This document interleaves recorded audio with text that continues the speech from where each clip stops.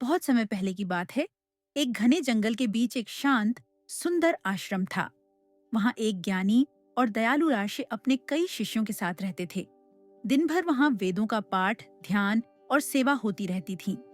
हर जगह अनुशासन और पवित्रता का वातावरण था। एक दिन ऋषि ने कहा, आज हम सब मिलकर भगवान को मीठा भोग बनाएंगे, खीर। सभी शिष्य खुशी से उछल पड़े। किसी ने चावल धोए, किसी ने दूध उबाला, किसी ने चीनी और मेवे तैयार किए। थोड़ी ही देर में बड़े बर्तन में स्वादिष्ट खीर पकने लगी। खीर की मीठी खुशबू पूरे आश्रम में फैल गई। जब खीर पककर तैयार हो गई, उसे एक बड़े पीतल के बर्तन में भरकर ऊंचे चबूतरे पर ठंडा होने के लिए रख दिया गया। लेकिन यहीं से कहानी में ट्विस्ट शुरू होता है। रसोई की दीवार पर एक छोटी सी छिपकली रहती थी। वह रोज ऊपर से नीचे झांकती और सब कुछ देखती रहती थी। जब खीर की खुशबू उसकी नाक में पहुंची तो वह खुद को रोक नहीं पाई।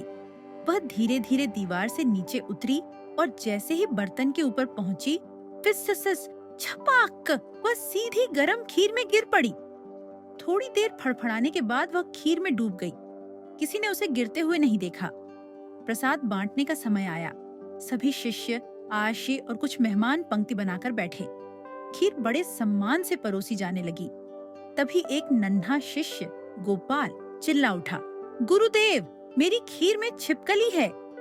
सभी लोग घबरा गए। बर्तन की ओर देखा गया और सच में एक छोटी छिपकली खीर में तैर रही थी। वह व्यापारी और उसकी पत्नी, जिन्होंने खीर पकाई थी, बहुत शर्मिंदा हुए।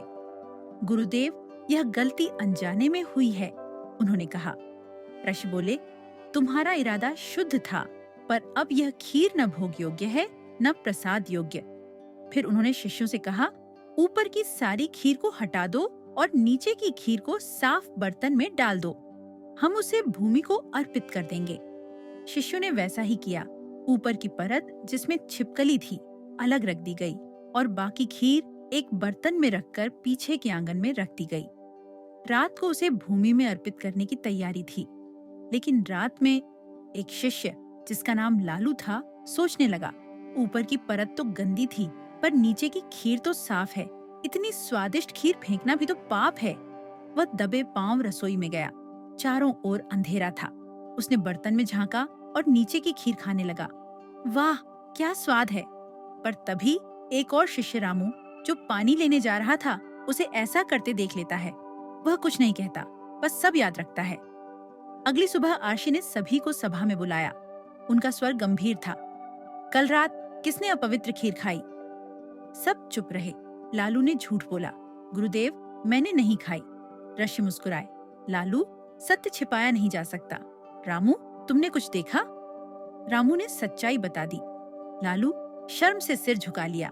ऋषि बोले, लालू, तूने न सिर्फ अपवित्र खीर खाई, बल्कि झूठ भी बोला।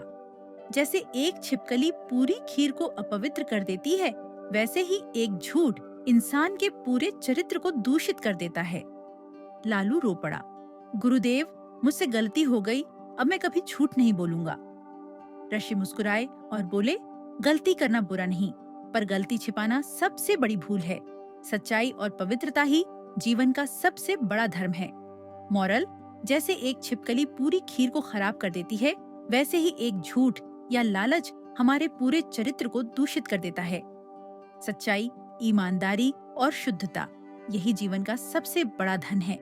गलती हो जाए तो उसे स्वीकार करो, क्योंकि सच्चाई ही असली भोग है और झूठ सबसे बड़ा दोष।